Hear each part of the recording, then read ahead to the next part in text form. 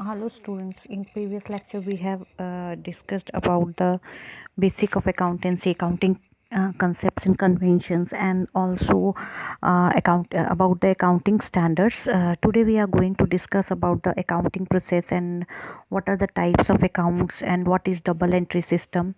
So accounting process और accounting cycle means किस तरह से ट्रांजेक्शन्स को how the business transactions are recorded in the books of accounts and how it is like a cycle, it is like a process, it is like a stages. So various stages are in the process of accounting process. So the first is identification of transaction. This is the first thing which is included in accounting process. कि सबसे पहले आपको लेन then को, व्यावसायिक लेन then को पहचानना है। और व्यावसायिक लेन देन को पहचानने का क्या तरीका है कि जैसे ही कोई ट्रांजेक्शन की जाती है तो आपके पास एक डॉक्यूमेंट आता है।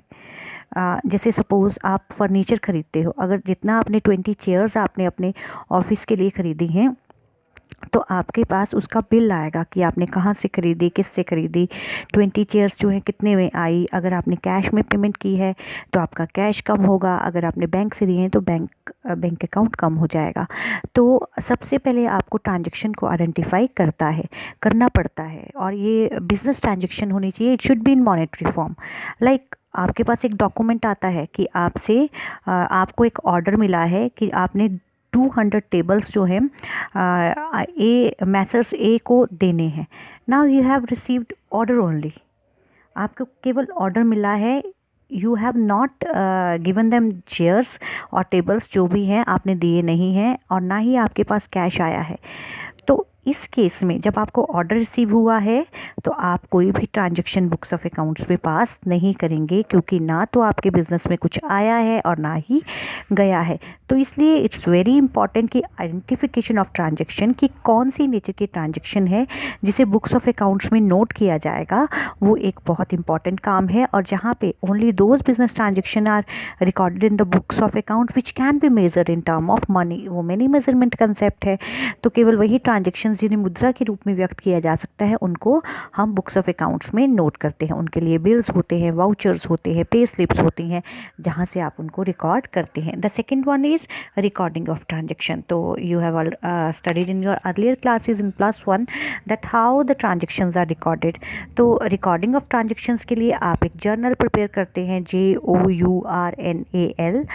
Most of the students are from commerce background, but one student she is perhaps Neha, she is not from commerce background, so it's very important for her कि जैसे ही बिजनेस में कोई लेन देन हुआ जिसको हम मुद्रा के रूप में व्यक्त कर सकते हैं, तो उस ट्रांजैक्शन को रिकॉर्ड किया जाता है जिसको हम जर्नल कहते हैं। Then the next one is classification of transaction.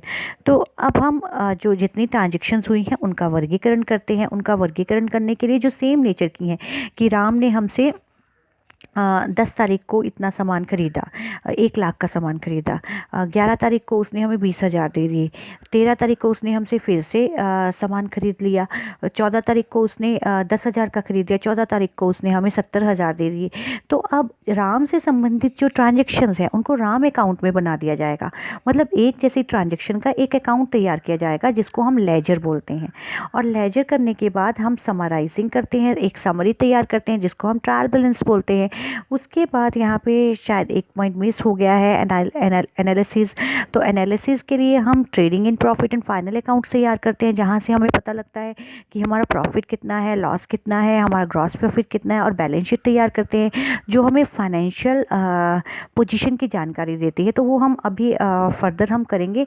उसके बाद फिर से वही प्रोसेस जो है स्टार्ट हो जाता है कि identification of transaction, recording of transaction, classification of transaction and summarising of transaction, analysis and interpretation. So it is an accounting process. The next one is what is double entry system, कि दोहरा लेखा प्रणाली क्या है।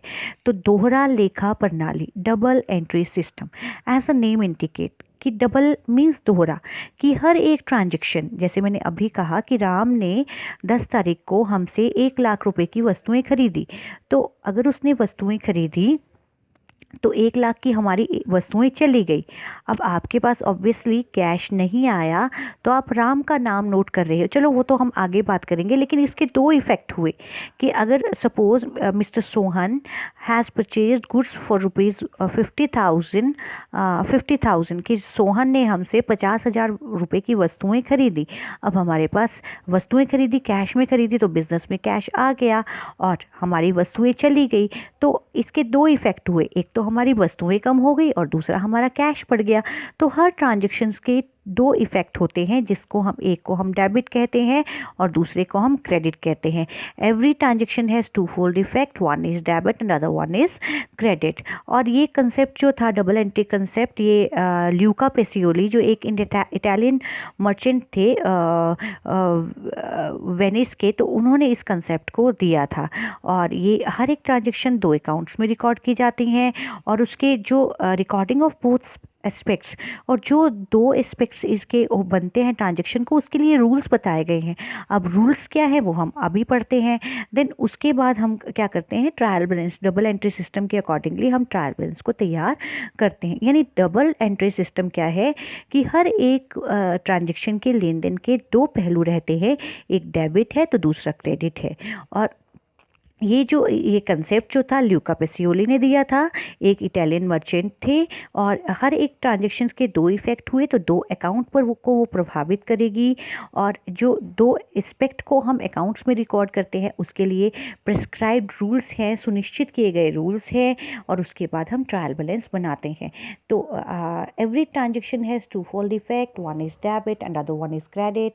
This concept was given by Luca Pacioli in 1494, an Italian merchant from Venice. And every transaction affects two accounts, and a recording of both aspect or recording of transaction is done on the basis of some specified rules.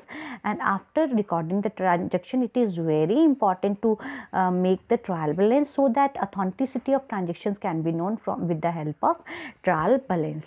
Now the next is classification of accounts, कि हमारे accounts कितनी तरह के होते हैं। तो हमारे accounts होते हैं 3 तरह के। First one is personal account, the second one is real account and the third one is nominal account. पहला अकाउंट है पर्सनल अकाउंट, दूसरा अकाउंट है रियल अकाउंट और तीसरा अकाउंट है नॉमिनल अकाउंट। अब पर्सनल अकाउंट क्या होता है? पर्सनल अकाउंट जो है एज अ नेम इंडिकेट कि ये पर्सन से रिलेटेड होता है। जैसे कि सीता, गीता, रीता नेचुरल पर्सन है। ये सीता, गीता, रीता, ये शिवानी, आपका नाम जो है ये पर्सन से रिलेटेड होता है, तो उसको हम पर्सनल अकाउंट कहते हैं। और पर्सनल अकाउंट्स को, उनको 3 तरह के अकाउंट्स होते हैं। एक नेचुरल पर्सनल अकाउंट है, एक आर्टिफिशियल पर्सनल अकाउंट है और एक रिप्रेजेंटेटिव पर्सनल अकाउंट है। The first one is natural personal account. अब नेचुरल मीन्स नेचुरल पर्सन जो है, like me, Shivani, like you, जो भी आपका नाम है, मोहन, रोहन, सोहन, गीता, कृष्ण, मुरारी, जो भी है वो नेचुरल पर्सन है। उनसे रिलेटेड जो अकाउंट आएंगे वो आएंगे पर्सनल अकाउंट में। इसी तरह एक आर्टिफिशियल पर्सनल अकाउंट है। आर्टिफिशियल पर्सनल मीन्स जो पर्सन नहीं है लेकिन आर्टिफिशियल, क्रिएटेड बाय लॉ, जिनको विधान के द्वारा स्थापित किया गया है। अब विधान के द्वारा बहुत सी संस्थाएं होती हैं जिनको स्थापित किया जाता है, जैसे कंपनी एक आर्टिफिशियल पर्सनल अकाउंट है। क्यों है? क्योंकि ये एक्चुअली पर्सन नहीं है, इनको हम देख नहीं सकते, छू नहीं सकते, लेकिन इनको जब विधान के द्वारा, कंपनीज एक्ट 2013 के द्वारा जब स्थापित किया जाता है तो ये आर्टिफिशियल पर्सनल अकाउंट बन जाते हैं। इसी तरह बैंक है, बैंकिंग रेगुलेशन एक्ट 1949 के अंडर इनको एस्टेब्लिश किया गया है। आपकी LICs हैं, 1956 के अंडर इनको एस्टेब्लिश किया गया है। तो ये आर्टिफिशियल पर्सनल अकाउंट होती हैं। जितनी भी आपकी संस्थाएँ हैं, बैंक्स हैं, आपकी कंपनीज हैं, LIC है, IFCI है, जितनी भी हैं वो आर्टिफिशियल पर्सनल अकाउंट है। एक है आपका रिप्रेजेंटेटिव पर्सनल अकाउंट, कि ये पर्सन को रिप्रेजेंट कर रहा है। जैसे कि आपने मजदूरी, राम को आपने मजदूरी देनी थी पर नहीं दी, और मजदूरी को बोलते हैं वेजिस। तो जब मजदूरी पे करनी थी पर नहीं की तो वो बन जाता है आउटस्टैंडिंग, कि you have to get paid to the Ram. तो ये ये आपको जब वेजेस आउटस्टैंडिंग की आप एंट्री करेंगे तो आपकी एंट्री बनेगी wages account debited to wages outstanding. अभी चलो आपको अगर नॉन कॉमर्स बैकग्राउंड से उनको नहीं समझ में आएगा कि एंट्री कैसे पास करते हैं, तो एनीवे तो ये आपको वेजेस आउटस्टैंडिंग जो है ये बताएंगे जब आप एंट्री पास करोगे कि ये किसी पर्सन को रिप्रेजेंट कर रही है कि आने वाले टाइम में आपको इन लोगों को वेजेस जो हैं वो देनी है। तो इसको हम पर्सनल इसको हम रिप्रेजेंटेटिव पर्सनल कहते हैं कि ये किसी सर्टेन पर्सन को या ग्रुप ऑफ पर्सन को बताते हैं कि अभी आउटस्टैंडिंग सैलरी है या रेंट ड्यू है, पर आपने अभी लैंडलॉर्ड को रेंट नहीं दिया है, यानी कि इन फ्यूचर आपको देना है। तो ये रिप्रेजेंटेटिव पर्सनल है कि आपने उस पर्सन को पैसा देना है, या इसी तरह अक्रूड इनकम आती है, इनकम रिसीव्ड इन एडवांस आती है, तो ये आपको बताती हैं। The second one is real account. Real account जो होता है it deals with your assets. Now assets और गुड्स में अंतर होता है। जो गुड्स हैं, गुड्स का मतलब जब हम बार बार यूज़ करेंगे वर्ड गुड्स, गुड्स का मतलब है कि जिस बिजनेस में आप डील कर रहे हैं, लाइक अगर आप सपोज आपके पास एक बिल्डिंग है, आप एक शॉप रन कर रहे हैं, इलेक्ट्रॉनिक्स की आपकी शॉप है जहाँ पे आपने वॉशिंग मशीन्स रखी हैं, टीवी रखा है, आपने फ्रिज रखा है, आपने एलईडी, मतलब ऑल दैट इलेक्ट्रॉनिक अप्लाइंसेस, मिक्सीज रखी हैं। अब आप इलेक्ट्रॉनिक अप्लाइंसेस में डील कर रहे हैं और आपके पास TV, fridge, washing machine, food processors वगैरह पड़े हैं और जस्ट फॉर और आपने रखे हैं सेल करने के लिए, और एक आपकी शॉप है। अब आपके पास बिल्डिंग है और आपके पास गुड्स है जिसमें आप डील कर रहे हैं। तो अब आपके पास ग्राहक आता है तो आपने उस बिल्डिंग को नहीं बेचना है, आपने बेचना है, वो टीवी का ग्राहक है तो टीवी बेचना है, रेफ्रिजरेटर का ग्राहक है तो रेफ्रिजरेटर बेचना है। इसके साथ अगर आपके पास मान लो 15 टीवी पड़े हैं और आपने 10 बेच दिए हैं, तो आपको अब टीवी खरीदने पड़ेंगे। तो अब ये TV, fridge, refrigerator, washing machine जो भी हैं, ये सारे क्या हैं आपके, ये सब आपकी गुड्स है, because you are dealing in that product, that goods, वो आप परचेज करेंगे और सेल करेंगे। और जो आपकी बिल्डिंग है दैट इज़ योर एसेट्स, वो आपकी एसेट है, जो कि अगर आपके पास, आप टीवी और फ्रिज को बाहर नहीं रख सकते बेचने के लिए, आपको उसके लिए स्पेस चाहिए, उसके लिए जगह चाहिए जहाँ पे आप रखेंगे। तो बिल्डिंग जो है आपकी कैपेसिटी को, आपको बिजनेस करने के लिए जो है हेल्पफुल रहती है। इसी तरह एसेट्स होती हैं जो आपके बिजनेस को आगे बढ़ाने के लिए और आपको आगे चलने के लिए प्रोत्साहित करती हैं, आपके बिजनेस को आगे बढ़ाने के लिए ज़रूरी होती हैं। तो रियल अकाउंट जो है वो आपकी एसेट्स में और गुड्स में डील करता है, तो इसलिए इसको रियल अकाउंट कहा जाता है। अब रियल अकाउंट में भी दो तरह की एसेट्स आती हैं, जैसे टेंजिबल एसेट्स हैं और इनटेंजिबल एसेट्स हैं। टेंजिबल का मतलब होता है जिसे आप छू सकते हैं, देख सकते हैं, महसूस कर सकते हैं। लाइक आपका गुड्स अकाउंट, जैसे मैंने अभी आपको मिक्सी, फ्रिज, रेफ्रिजरेटर कहा, आप उसको देख सकते हो, आप उसको छू सकते हो। और ऐसे अभी मैंने आपको बिल्डिंग की बात की, आपकी प्लांट एंड मशीनरी होगी, आपकी लैंड एंड बिल्डिंग होगी, उसको आप देख सकते हो, छू सकते हो, उसको महसूस कर सकते हो। और इनटेंजिबल एसेट्स हैं जिनको आप देख नहीं सकते, छू नहीं सकते, जैसे कि आपकी गुडविल है। गुडविल क्या होता है? एक प्रसिद्धि। अब प्रसिद्धि क्या है कि आपको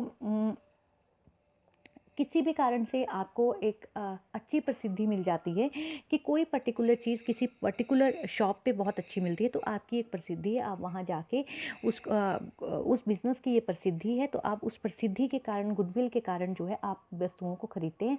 तो और उस गुडविल के कारण ही आपकी वस्तुएं जो हैं वो ज़्यादा से ज़्यादा बिकती हैं, तो आपके बिज़नेस को वो इंक्रीज़ करती हैं। तो गुडविल भी आपकी एसेट्स है, लेकिन इनटेंजिबल एसेट्स है, आप अपनी प्रसिद्धि को कहीं भी देख नहीं सकते। इसी तरह कॉपीराइट है, अगर आपने आप बुक्स को लिखते हैं तो आप एक कॉपीराइट ले लेते हैं, तो उसको कहा जाता है। पेटेंट्स जो है, जब आपने कोई नया आविष्कार किया उसको पेटेंट करा लेते हैं, तो वो भी आपकी इंटेंजिबल एसेट्स है, उसको आप देख नहीं सकते, छू नहीं सकते।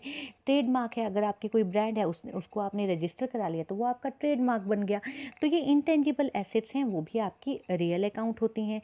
आगे बढ़ते हैं हम।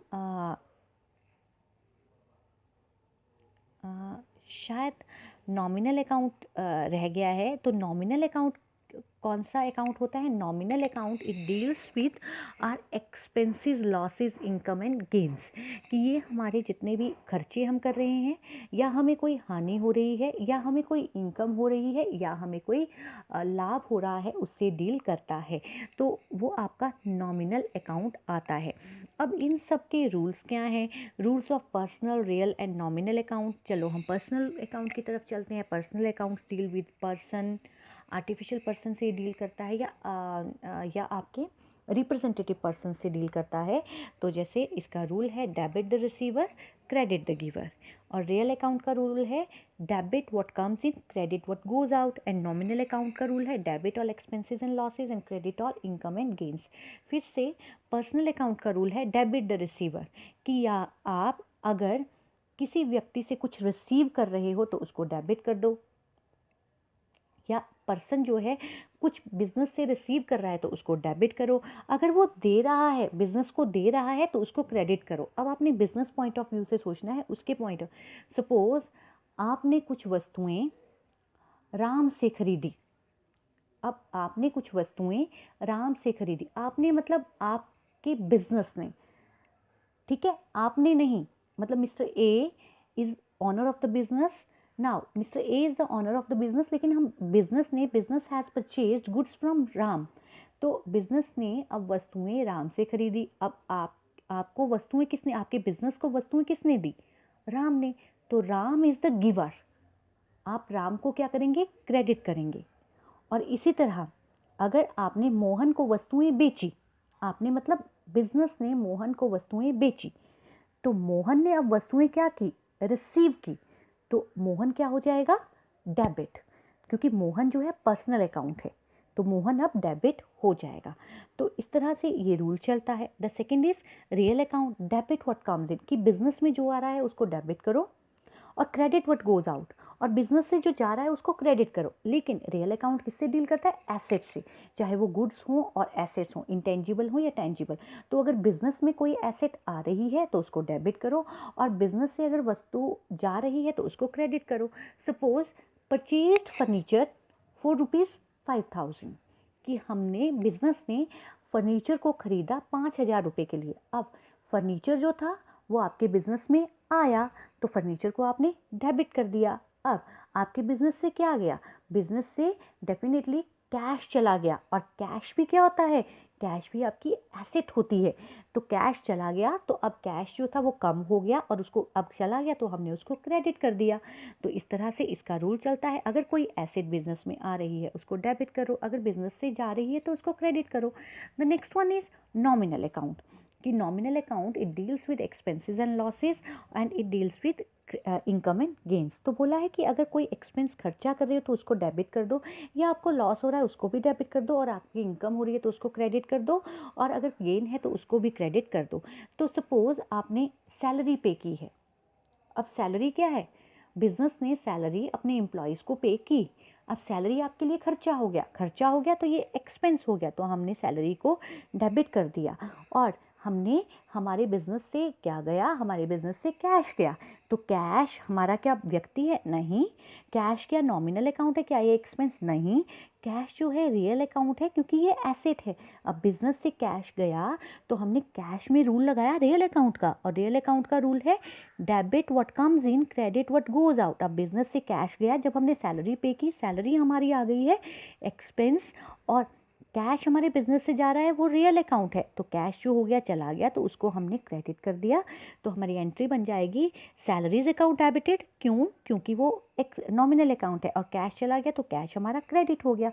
तो इस तरह से आपके रूल्स बन जाते हैं पर्सनल, रियल और नॉमिनल के। होपफुली स्टूडेंट्स आप इनको 10 टाइम्स लिखना, and after writing these rules of personal, real and nominal account for 10 times, you will definitely learn all the rules, and these all the accounting is based on these rules.